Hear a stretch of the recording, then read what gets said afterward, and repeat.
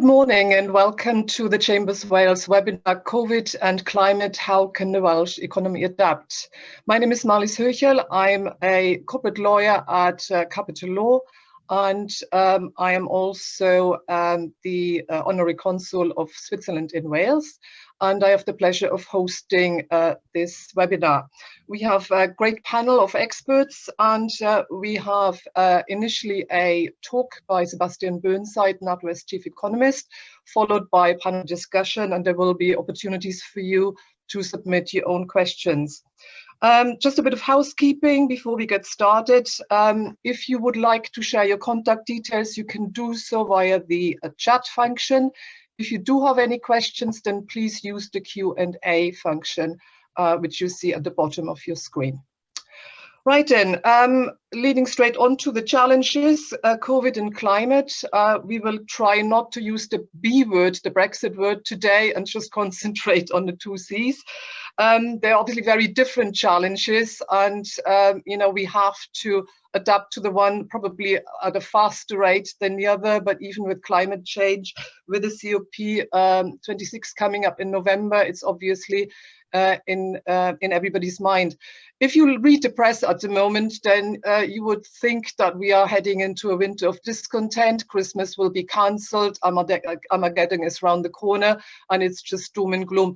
It's so bad that I've had an email last week from a colleague of mine in Switzerland asking if he needed to send me a food parcel.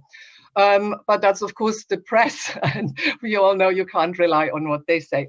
So is it all just horrible challenges? Should we all just hang our heads in despair, or is it just also a fantastic challenge and opportunity to change things?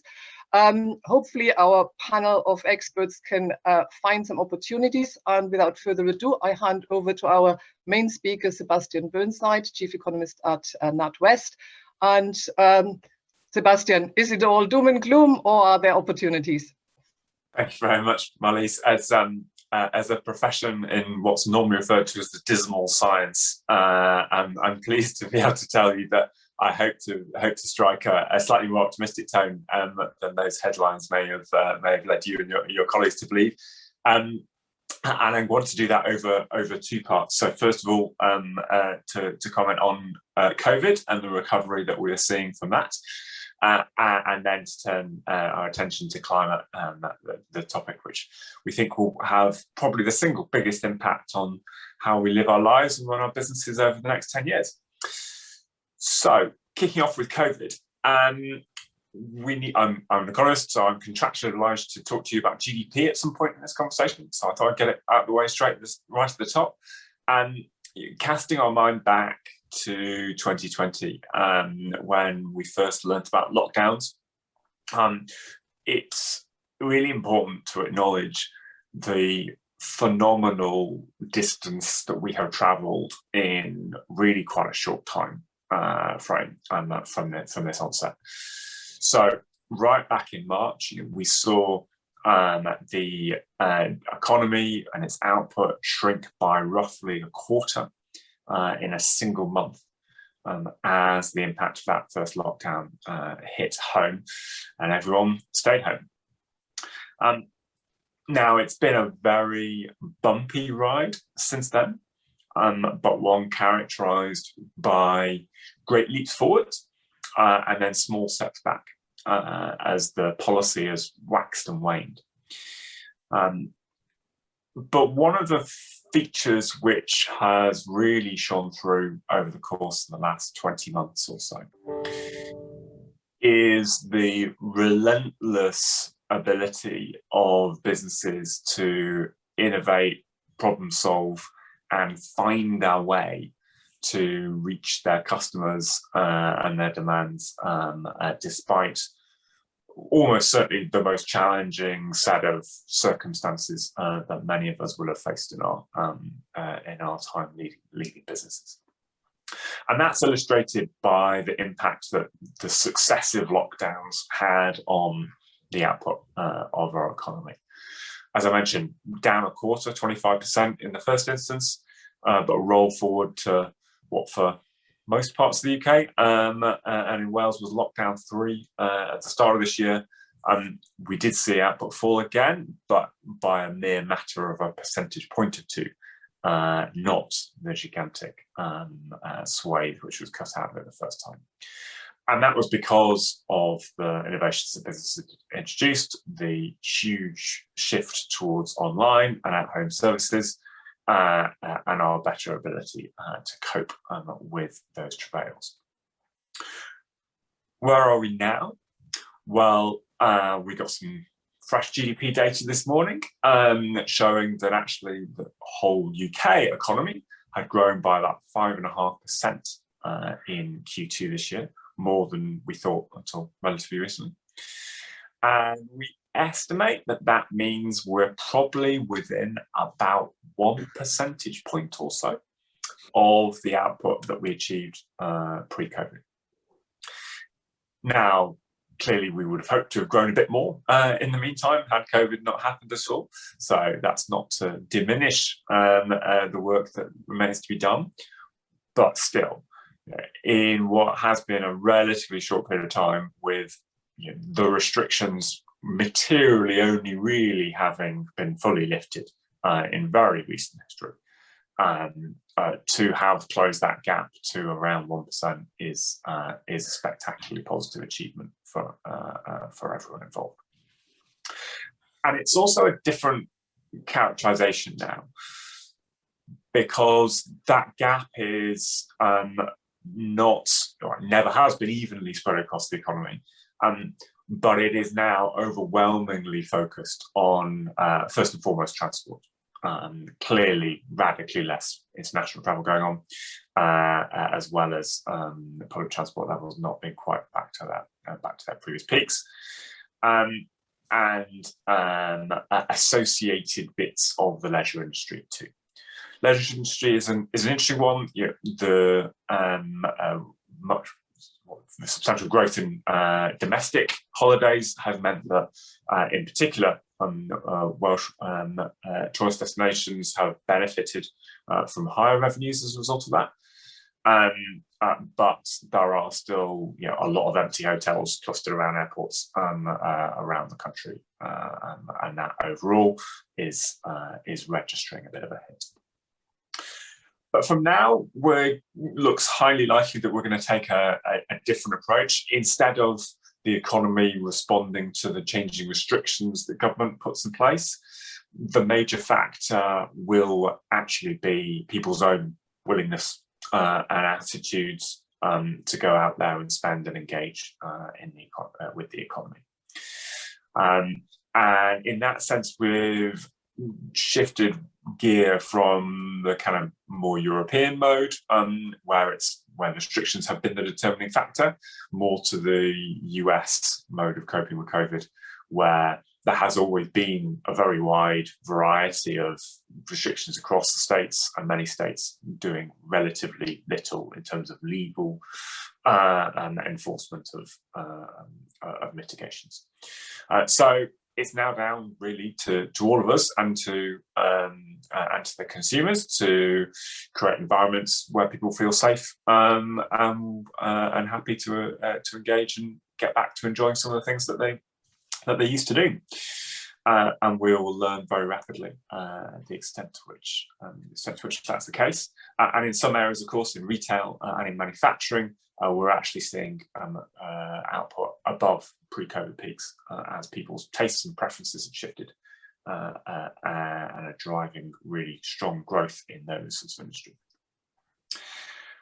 Now, GDP is of interest because it tells us lots about the way things are working, but in and of itself, unless you are sat in the Treasury counting taxes, it might not be the most exciting thing. What really brings this home for most people is the fact that this recovery in outputs and activity has enabled a labour market recovery, which frankly has shattered the best expectations of everyone involved. Today is the last day of the groundbreaking for the UK, so furlough scheme, and there will be 1 million people who will drop off that scheme at the end of today. clearly some of those won't be able to find jobs immediately, but we are overwhelmingly very optimistic about the labour market that they are rejoining.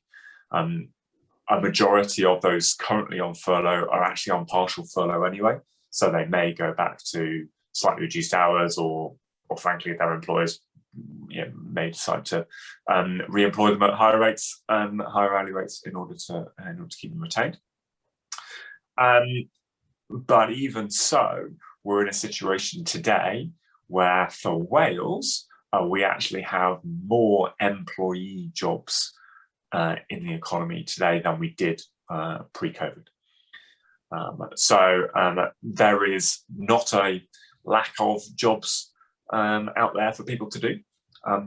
What we do have is an allocation problem. So in the ways in which the economy has changed, in the ways in which our workforce has changed, have not perfectly realigned magically over 18 months, unsurprisingly. And therefore, it will take some time to match together the record high vacancies and the availability of people to move around and fill those roles. So, plenty of friction in the works for that, which may simultaneously make it hard for some people to find work and hard for some employers to find the right people. But that's a far better problem to have than mass unemployment. Which at a lot of the way through this pandemic was a genuine prospect. So again, a really, really strong place to start to face these challenges compared to where we feared we might be. So that's where we were up to with COVID and our economic recovery. What happens next? What's going to matter from here on out? Well, throughout this episode, we have chosen to focus our attention, when we're thinking about our own strategic planning, on the themes and the trends which COVID has strengthened and accelerated, rather than brought in from left field. As we always felt that they had far greater chance of being resilient and relevant through the longer term. And three of those top themes are digitization, the feature that firms are becoming more socially aware, and finally, climate change. I'll touch on the first two very briefly before concentrating on the third, climate change. So digitization is at the heart of a lot of the reasons that we've been able to adapt to lockdown and rebound as strongly as we have. And it can be measured in all sorts of different ways.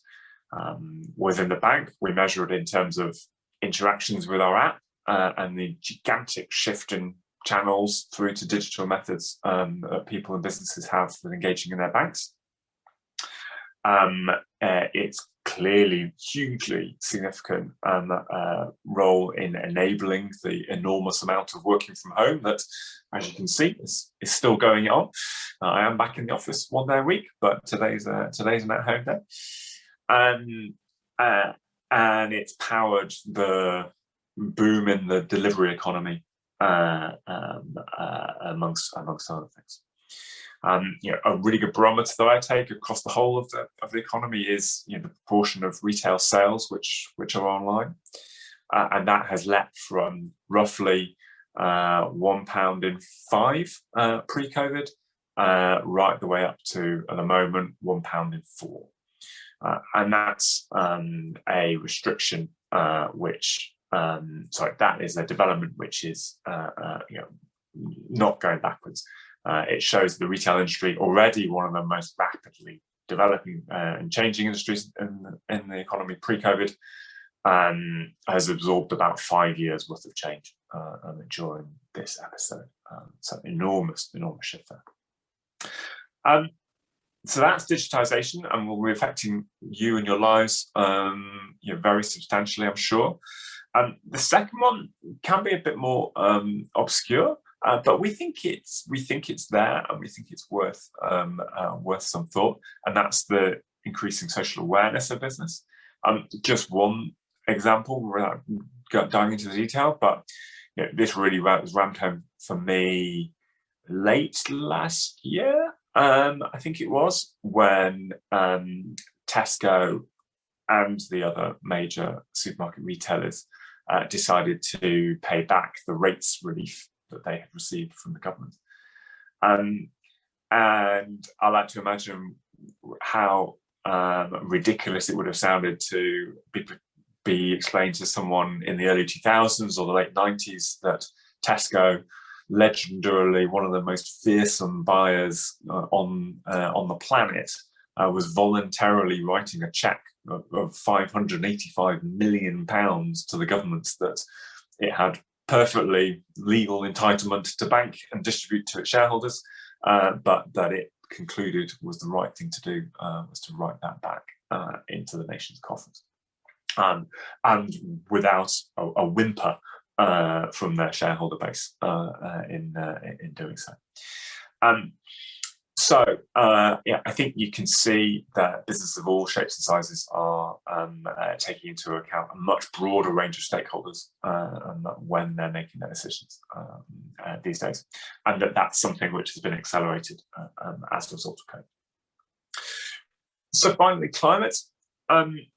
We believe that climate is the single biggest feature which will change the way we work and live over the next 10 years. That's not designed to be a controversial view. That's widely shared amongst many analysts and consultants. And of course, as Marlies mentioned, COP26 is driving countries towards net zero by 2050. For businesses, we prefer to take a slightly shorter time frame and avoid the somewhat theoretical debates about exactly how absolute net zero will work in 30 years' time, and instead concentrate on the really urgent need to roughly halve emissions by 2030. That is the vital progress that we need to make in order to keep 1.5 degrees of warming within reach and avoid spiraling upwards. And all of that is possible with today's technology. We don't have to look into our crystal balls about how to get genuinely new and hopefully exciting solutions to problems that we're not currently able to fix.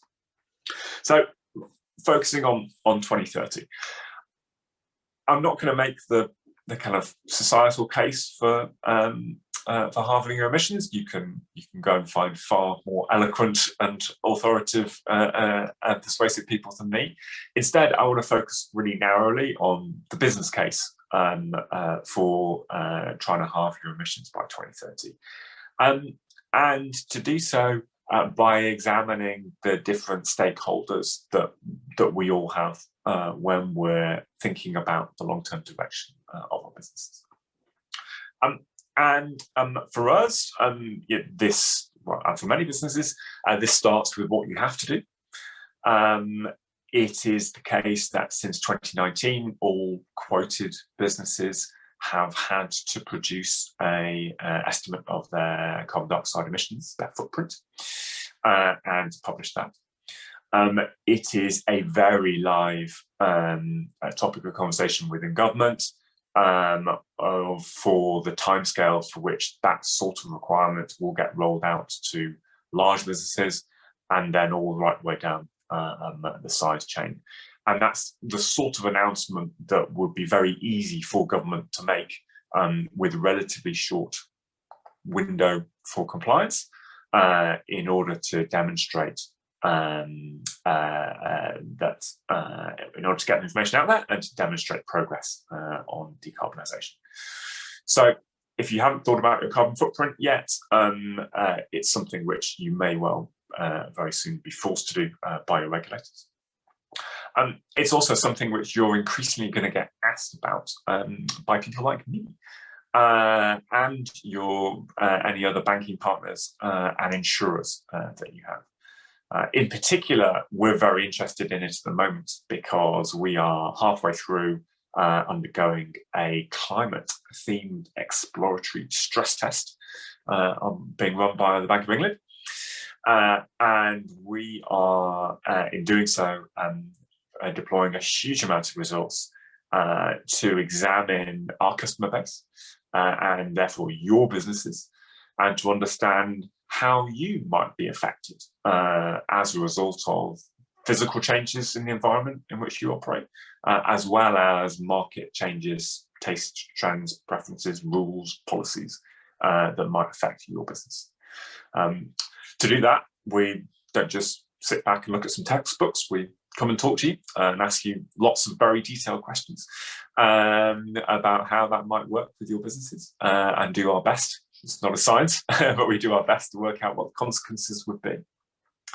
And so the more that we get interested in that, the more that we do things like issue green debt, in our case, which is backed by assets and parts of our customer base which is greener, the more that we're able to pass those incentives on to our customers.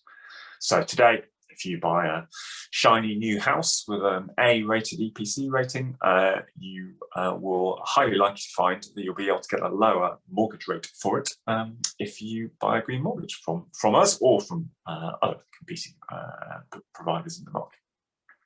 And that is being played out through how we charge for lending to businesses as well. Small at the moment, not pretending it's a huge swing factor, but that pricing for carbon will become increasingly commonplace.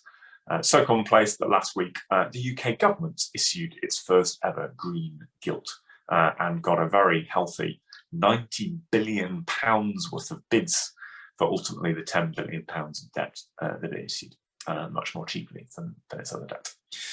So your banks and insurers are going to be very interested in this, and so will your treasurer if you're big enough to need one of those to help you fund your balance sheet. Rapidly following from that, your investors almost certainly already are. The big pension funds all have net zero targets. They are all forcing themselves to publish carbon intensity of their portfolios, and so that has actually been one of the fastest features to adapt already. We're finding that investors are as, or if not more, demanding than regulators to understand people's interactions with climate. But more probably emotively for many business leaders that I've talked to, it's actually been the staff and colleague angle which has been hugely persuasive for them. The ability to really connect with an issue which staff care about very passionately in many cases, and are very motivated to help drive engagement and change and improvements in processes, practices across the business, has been really eye-opening for lots of business leaders that I've discussed with. It's a particularly good way of engaging the younger generations, far from a dividing line on climate, but it is true that businesses do often feel that they struggle a little bit with communication engagement in the younger cohorts, and this is a fabulous topic in which to engage that.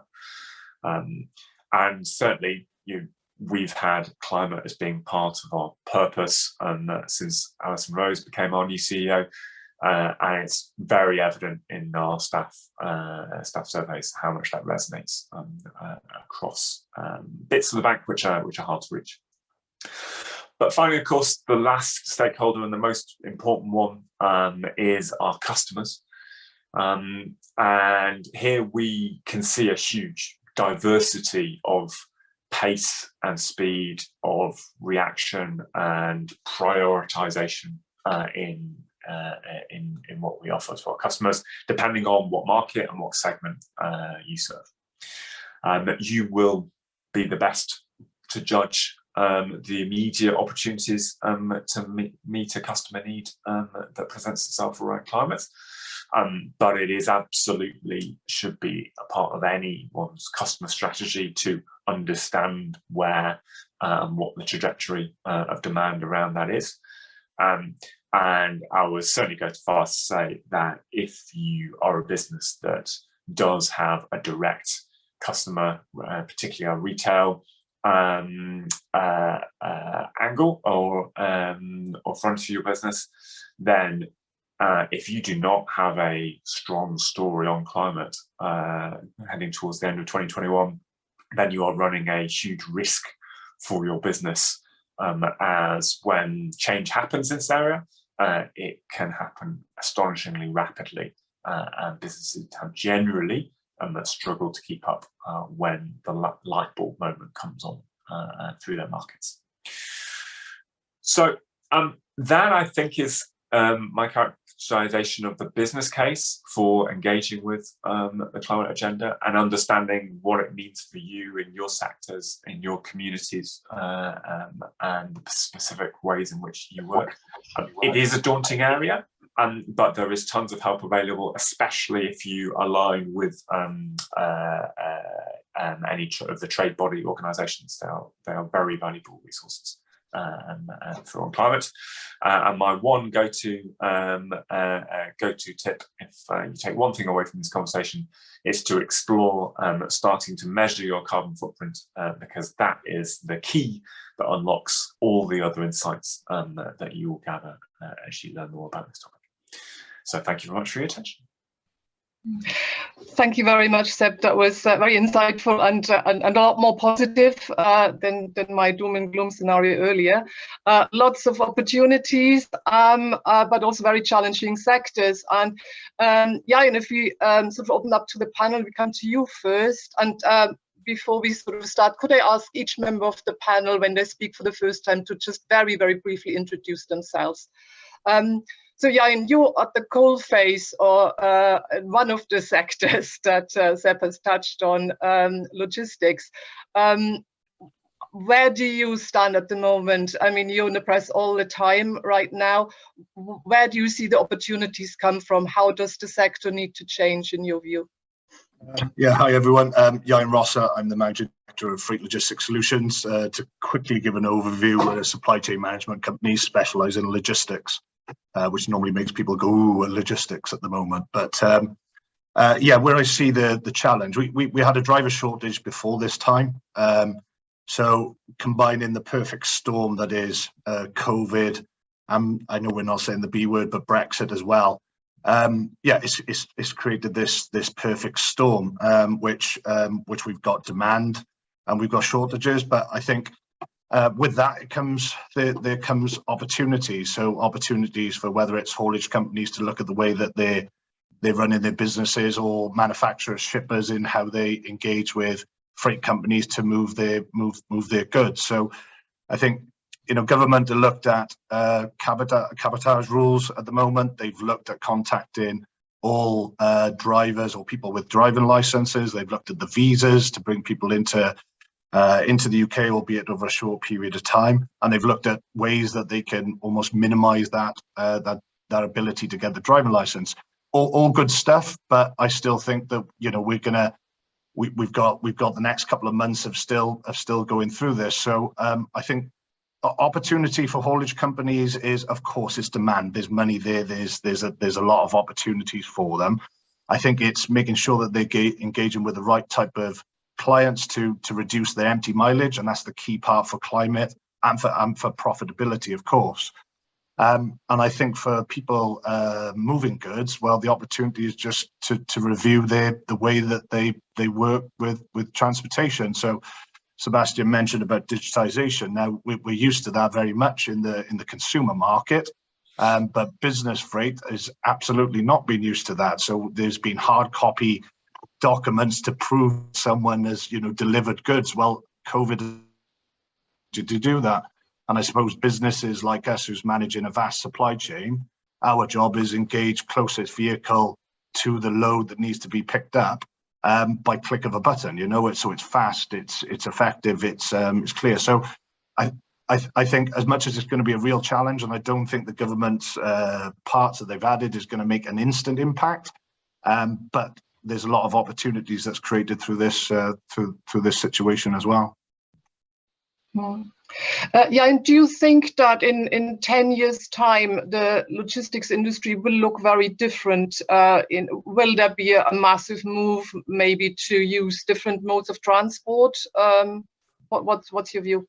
Yeah, absolutely. I think at the minute electrification is having a push in, again, consumer market. On the the business freight side, I think it's still kind of slightly outpriced. It's very rare that you see kind of tenders asking for electric vehicles and the likes at the minute. The one thing that I'm seeing sitting in the position that I am is it's this loaded only mileage, because I think it's tangible. I think people can understand that actually the electric vehicles and things, not yet, albeit that all the kind of multimodal shows across the UK and Europe, it is a push. So yes, absolutely, I think it's going to change, but how and when, that's a difficult one for me to predict, I must admit.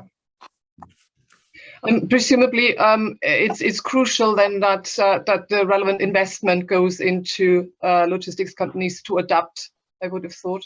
Absolutely. Data and technology, I think, again, going back to it, we're all used to it now from a consumer point of view of getting a delivery and getting it quickly. And I think it's the data and technology embracement and, again, Sebastian, digitisation of everything we do within the sector that creates opportunity, savings, and obviously an impact on the carbon impact that we're pushing.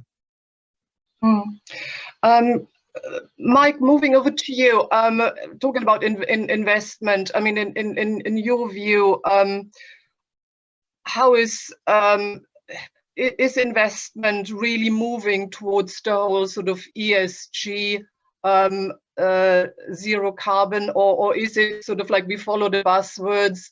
Yes, the big pension funds, as Seb said, they definitely going in that direction, but you look at smaller investors, business angels. Is there a drive towards that as well? Is there a real willingness to change? And what are the opportunities and what are the risks involved in it? That was a long question. A lot to cover. Hello everyone. I'm Mike Owen. Do you want to just introduce yourself? That's what I'm doing. Yeah. I'm Mike Owen. I'm the Group Investment Director at the Development Bank of Wales and the Chief Exec of FW Capital, which is our operation outside of Wales, which gives us a useful window actually into out of the goldfish of Wales, if you like. And SMEs, in my view, are SMEs. They face the same challenges in the north of England as they do in Wales, which is refreshing. So in terms of the investment landscape, if you like, ESG absolutely is an issue today. Net zero is important right across the board. So to our own business, employees now, particularly the younger generation, are very keen on it, and that is a reason for them to join our organization, because we are investors in businesses to make a difference societally as well as business wise. So that's important for us. Our source of funding comes from the Welsh government, but also from pension funds, and in the future, you never know, we may try and raise funds from the British Business Bank or other sources of capital, and all of those will demand and we'll want to see where you're investing the cash.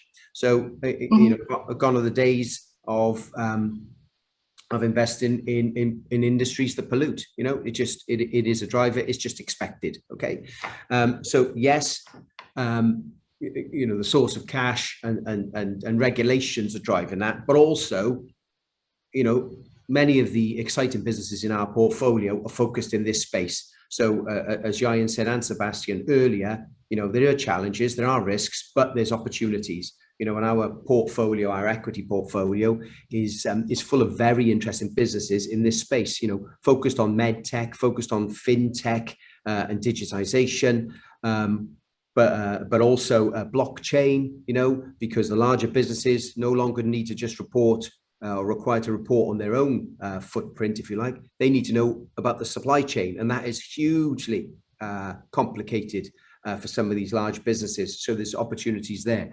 I mean, on a more local level, some of the investment that we're seeing is into tourism, which of course had a real rough time of it a couple of years ago. But now, next year, 2022, they're all, in Wales, they're almost everyone we speak to are at 100% occupancy. People were forced to the staycation last year and actually quite like what they saw. And many businesses, many of the investments that we're seeing are going into capital expenditure for facilities in Wales to expand to meet demand next year. You mentioned business angels, Marlies, and we, as you know, we run the Angel Co-Invest Fund, which invests alongside these entrepreneurs, and a lot of the interest and a lot of the investments we made recently are in the green space. So offshore renewable, offshore wind, so renewable energy, and again back into fintech, digitization. These are the hot spaces. This is where the opportunities are at the moment. So yes, is the answer. Yeah.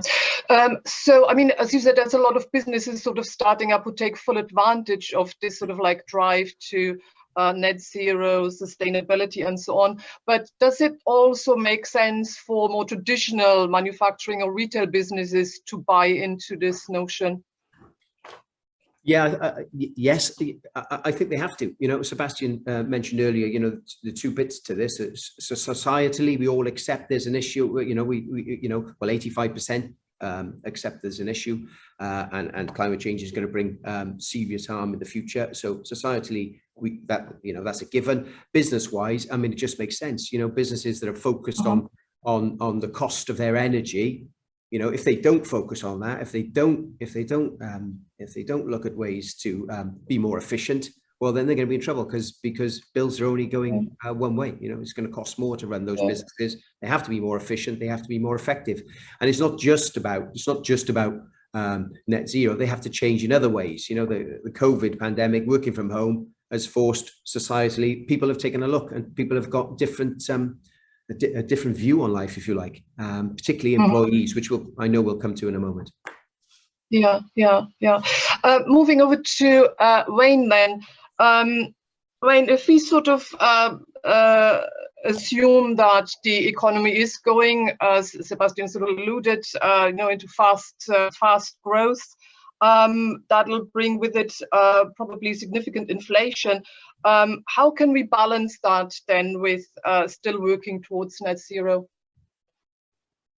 Thanks very much, Marlies. Well, I'm Wayne Harvey. I retired last year from full-time work during the first lockdown, and then subsequently have been working with a number of companies as a non-exec director, one of which is chairman of Cardiff Airport, which I have to say has been an interesting and challenging sort of 14 months. I'm also a partner with Gambit, and I work with a number of companies, just advising them on strategy and other issues. Yeah, as Sebastian said, the prospects actually are pretty good for the Welsh economy and pretty good for the UK economy. And the businesses I work with are all actually showing improved trading opportunities. And as Ieuan said, it's about adapting. In the short term, I think we've seen people coping with potentially large amounts of wage inflation, transport issues, which Ieuan's covered off, and some skill shortages. And there's a need clearly for certain parts of the workforce to be reskilled. But the good news about the job vacancy point is that hopefully the massive unemployment that was predicted is not going to be a feature. I think what's happening though as well is that businesses across all sectors are evaluating the way they operate. And, as a former accountant, we were always very much in favour of just-in-time supply chain management, whether it was physical goods or electronic services or whatever it was. It had to be sort of delivered 10 seconds before you needed it. And I think that's moving now to a just-in-case scenario. And that's quite interesting, I think. And I think that will produce opportunities, for example, for Ieuan and the transport sector, but also I think in other sectors we'll see that coming into play. And it's interesting because the thing that reassures me is I think that businesses are naturally able to adapt, the vast majority, and they're also able to be quite creative. So they will need to take into account these challenges, but they've also got to, I'm picking up on Sebastian's point, they've got to cope with stakeholder demands. and also possibly different buying patterns from their customer base. And then overlaying that, we've got net zero. And I would agree entirely with Mike. The vast majority of businesses cannot ignore net zero. It's vital that they look at that at board level. It has to be something that's a key pillar of the business. It's not just a nice to have or something that you tick a box with. And the vast majority of businesses that I engage with do get that, and they are moving forward much faster than they were 2 years ago. So I think that's the pace of change is there. I think there's an understanding as well that over time, procurement will focus in on net zero, not just government organisations, but other companies will focus in on that. And it's interesting as well to hear that you may indeed be able to get debt at a lower price if your venture gets certified as being green.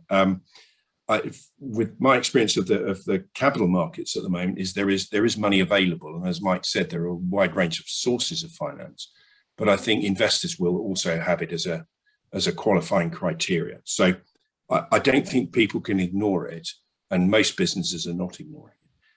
The difficulty is that everything does come at a cost, and there's probably quite a bit of time and effort that has to be invested now at board level and at senior management level. But in due course, there will be a cost. And as Ieuan alluded to, for example, capital expenditure may be a big challenge, and businesses need to start thinking about that alongside the mission statements and the direction of travel stuff that's coming out. They need to think through, well, what are the costs? What are the actual implications of this? But I'm reassured, and I actually think, in 10 years' time, we'll look back on the pandemic, not necessarily as a good thing, of course, but as something that gave a fundamental shift into the Welsh economy and made us think more differently. Yeah, I think the ancient Greeks always used to say that war is the father of all things because it drove innovation. And I think you could widen that. A crisis also drives innovation and possibly rethinking. And as I said earlier, I mean, the examples of people moving very, very fast to adapt has been actually quite amazing. And I think it's actually something I can say that as a German outsider living in this country, one thing that the Brits have always excelled is actually rising to the occasion. So I'm never worried about the British economy because people will always somehow not just muddle through, they will do that anyway. But as you said, there is a shift in thinking more towards long-term strategy. We all, well, apart from Ieuan, who's sort of like, as I said, on the coalface, we sort of professional advisors. How can we actually help Welsh businesses to take full advantages of the opportunities? Wayne, maybe we start with you and then maybe we widen that out. I think, first of all, as advisors, we have to really understand our clients' businesses and also understand their connectivity and the challenges they face with the market. Because one thing's for sure, things have changed radically over the last 22 months. In the late autumn of 2019, no one would have predicted what was coming. We know that. And first of all, we have to have a basic understanding, because if we don't, then how can we work with them productively? I think the other piece is for those who are advising, is to make sure that they really do understand what's out there. Sebastian alluded to the green debt market. I mean, it's there, it's fast growing. Also making sure that we understand the broader ESG sort of context that most of our clients are working within. And there will be different approaches from different clients. So it's being flexible in the approach. And lastly, I think there is a real need to make sure that we lead by example as advisors. I think that's really important.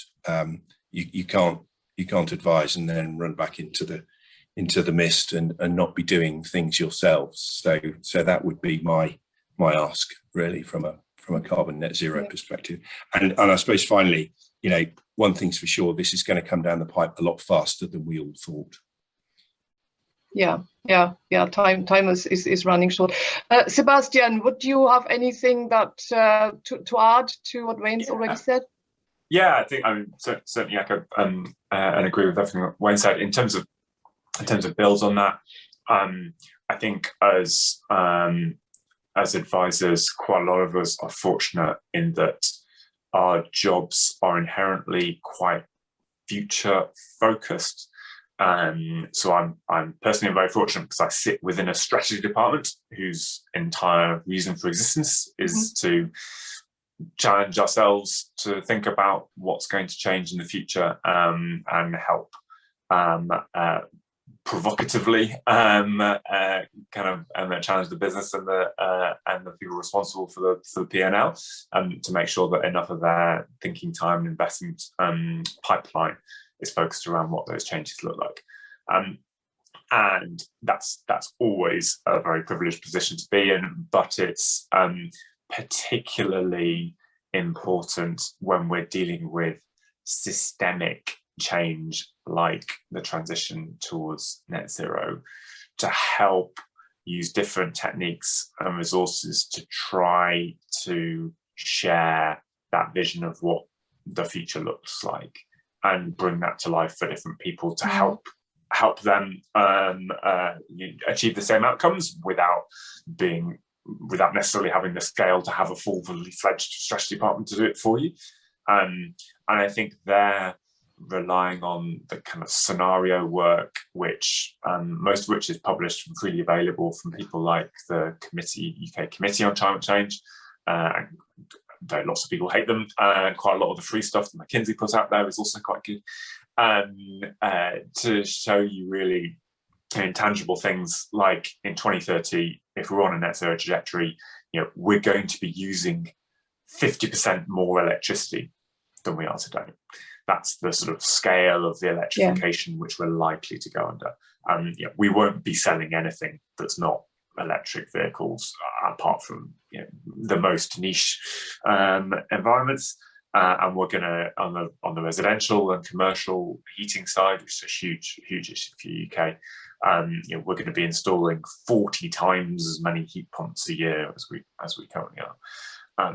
So those are the kind of systemic changes that I think can help paint a picture for people to imagine what within 5 and 10 years we are able to shift and help understand what role they can play within it. Mike, do you have anything to expand on that point from your point of view? Only a couple of points. I mean, but both of the guys there have given pretty good answers. I think comprehensive. I think our role at the development bank, we're not advisors per se. That's a different accreditation. But our role is challenge, share best practice, attend and lay out events such as this. So it's about information and education. But then a key point then is to make sure we signpost businesses to the appropriate places. Business Wales is a great source of resource. Another one I like is the SME Climate Hub. That's a great website. So we're conscious that the entrepreneurs and businesses we deal with are very, very busy people. They've got to fit all this in and they've got to run the business. So, that's our role. Just a point on the electricity there from Sebastian, that's really interesting because there's got to be a whole host of innovation and opportunity to meet that demand for electricity, because the infrastructure and the grid and battery technology, needs to move on if we're going to meet all of those electricity demands. That's a real challenge over the next 15, 20 years. Thank you. Ieuan, let's turn the question round. What would you like to see from advisors to help you face those challenges? I think Mike and Wayne probably capped that off, really. It's that kind of it is that advice that's sharing best practice, isn't it? The signposting, I think, running a business, we've always got that in mind, into obviously profitability of the business, but then actually how are we having the impact, and actually how we're reacting to the impact, to be that kind of thought leader in what is the logistics sector for us. But yeah, for advisors, and I think that's, the answers are quite clear, really. It's that best practice awareness, signposting. I think that's, as a business owner, that's what I'm looking for. Yeah. Okay. Thank you very much. Let's move on to some questions. We've got a few. Some of them have been posted before the session, and some now during the session, which is great. First one is: do you think pressure from clients will push more companies to declare carbon reduction plans? Wayne, maybe you could give an answer to that. Yeah, I think that pressure will build.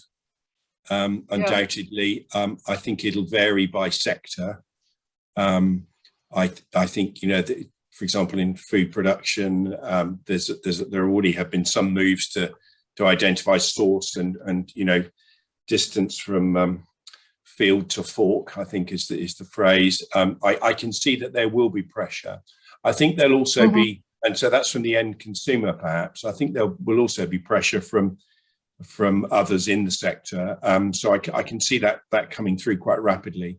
I suspect as well there will be central government pressure too, not only through procurement but through best practice and guidance. And I'm no doubt Welsh government will be looking at that quite closely. Yeah. So we got stakeholders, government, clients, customers, everybody. So it's no escape.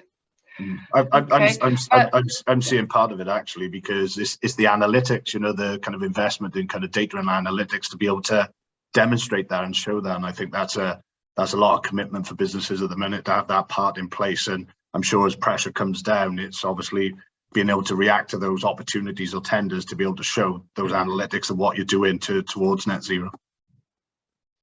Yeah, absolutely. Okay, next question. What do you think is the biggest challenge facing businesses in recruiting new staff today, and how can we overcome this? Who wants to answer that one? Mike, do you want to have a start with that one? I can start that one off, yeah. So one biggest challenge, probably difficult to nail down, because recruitment, as everybody knows, is incredibly competitive at the moment, right? You know, top candidates who we're all after, of course, are gone within 10 days, apparently on average. It's snapped up, and they're important because, you know, the top 5%, I think saw some stat the other day, top 5% of a workforce within a business produces about 30% of the output of the business. So those top candidates are the ones we're all after, and it's very competitive out there. I think my chief executive keeps reminding me that geography is history. It took me a while to get that one, but the COVID has definitely reminded us. We're competing now for talent, not just locally, right across the UK. So people can work at home, and they can be working for any company across the UK. How do you reach them? And that deep competitive pool is a real challenge, right? So I mentioned earlier, I was quite impressed by Cornwall. We were down there a few years ago, not just Cornwall, the place, but the Cornwall's council's approach to future-proofing their region. They used a lot of the European money to beef up broadband. They spent an awful lot of money on broadband, and to support the universities to churn out computer programmers far in excess of what they'd done previously, and that looked like great foresight. They also put quite a bit of money into Exeter Airport so they could commute to the city, which hasn't worked out quite so well. But you can understand people now, you know, have changed the way they work. They're working from home. They can work from Cornwall. They can work from West Wales. These are fantastic places. You don't need to be in the central London. So that is a challenge for people recruiting in certain industries. The other way to do this is turn it on its head, of course, and that is, you know, look at the reason why people change jobs, and the top reasons people change jobs, unsatisfied with their manager. So I'd say to businesses, make sure you're investing in good managers. You know, gone are the days of supervisory, you know, autocrats. You know, people don't expect that anymore. Clear direction of their career. Sometimes that's difficult to do rather, but you know, invest in and constant learning opportunities, because people change jobs quite often. So, you know, you're future-proofing them. Yes, in some respects, you may be facilitating them to leave, but people expect that these days. They expect to have a clear career path. A lack of an engaging atmosphere, inspiring atmosphere, and by that I mean, you know, people, younger people particularly, are looking to work for organisations that have a purpose. You know, and that's not just social, you know, not-for-profit type thing. I mean, you know, the Development Bank of Wales, we've always had a good retention rate compared to maybe not paying as much as the high street banks who are competitors, because our talent likes the feeling of we're investing in Welsh businesses, we're helping the Welsh economy. So that is a big recruitment and retention for us. And of course, the big one now is personal needs not being met. And by that, people now no longer just want a good salary. They want to be able to work from home. They want great flexibility on their time and hours, and they want differential benefits. You know, they don't just want, they may not want a pension. They may want an electric car. They may want bike to work scheme. It's much more complicated than it needs to be. But if you can give people choice and flexibility, that goes a long way, I think, and it's worked for us. Yeah. But I think the way we do business is probably going to change going forward. I mean, I think the hybrid model is here to stay. Wayne, with your background in airport and air travel, do you think that business travel is also going to change quite a lot? Yes, I mean, clearly it's too early to tell what the next 18 months really looks like and how that will pan out. But the analysts are predicting that business travel clearly has virtually come to a standstill, but that business travel will be vastly reduced compared to prior to the pandemic. And that has a number of impacts. One, that will mean potentially that the long haul travel will be more expensive. So those of you that enjoy long haul holidays may find that they're slightly more expensive, indeed considerably more expensive going forward. I think the other feature is likely, particularly in the leisure side of travel, is likely to be around frequency of trips. So there is some talk of a frequent flyer tax, certainly across Europe. That's being considered. You know, that'll be given some consideration in the very near term. And I think the other piece will be, and it goes back to something that Ieuan was alluding to. You know, people are now coming to terms with electric cars. You know, at the moment, people are saying, well, electric planes must be 30 years off. I suspect that lead time will be vastly reduced, and whether it's electric or whether it's carbon or whether it's whether it's hydrogen or whether it's some other net zero method or reduced footprint method, I don't know, but there will be radical change. I think the other piece will be, ironically, that actually, particularly regional airports may be used more for hub and spoke supply chain management, linking in with the likes of Ieuan and his business, Ieuan and his business, because there is a need clearly to shift physical cargo around much more speedily and effectively. Yeah. Okay. Thank you. Unfortunately, we're coming sort of like towards the end of the session, and we don't want to overrun. There are a number of other questions, and the chambers will probably go back to the people who asked them. So I'm sorry if we didn't get round to them. Could I just ask each panel member in turn to give us their closing views, or any tips that you want to sort of share with the audience as a going away present? Maybe leave it to about 30 seconds each if you can. Shall we start with Seb, as you were the first speaker? Thank you very much. I think my closing tip is start measuring your carbon footprint, and as Ieuan said, embrace technology so that you can share that data with your supply chains. You stole my tip, Sebastian. Oh. Sorry, you want a bit more time before you can come with some other ones. What do you want to just say? You re-emphasize them. Wayne, any last? Yeah, I'd just say every day is a school day, and anyone in business, and indeed more generally, should have their eyes and ears wide open and be open to the new world in which we live. It's constantly changing. Okay. Mike, closing remarks? Yeah, remarks rather than tips. I wouldn't presume to tell anyone how to run their business. I'm certainly not an expert in that. But look, I am a father and I've got young children, and I must confess, over the last few years, got a little bit despondent about the future. You had Greta, being ignored in America, but it feels like that's changed. And Wayne mentioned something earlier about a lag, and there is a lag. Polls a couple of years ago said 85% of people were concerned and feared for the future as a result of climate change, but only about 16 or 17% would switch to a shop This was a consumer survey because of that. So, it felt like, what we say and what we were doing is different. That's changed. A more recent poll shows that that's doubled. So now it really is, we're getting some momentum and we need it. We got the burning platform of 2030 and more importantly, 2050. I'm hugely positive, and the opportunities in the portfolio of investments that we have, all the exciting ones are in this space, right? They're all in this space, and that gives me great hope for the future. I think that was a fantastic closing remark, Mike. There isn't really anything that I can add to that other than thank you very much, panel. It's been a really, really interesting discussion, and thank you everybody who tuned in, and I hope you're going away being inspired and seeing the opportunities and the excitement lying ahead and not just the challenges. Check out future events run by Chambers Wales, and have a good day. Goodbye. Thank you. Bye, everyone.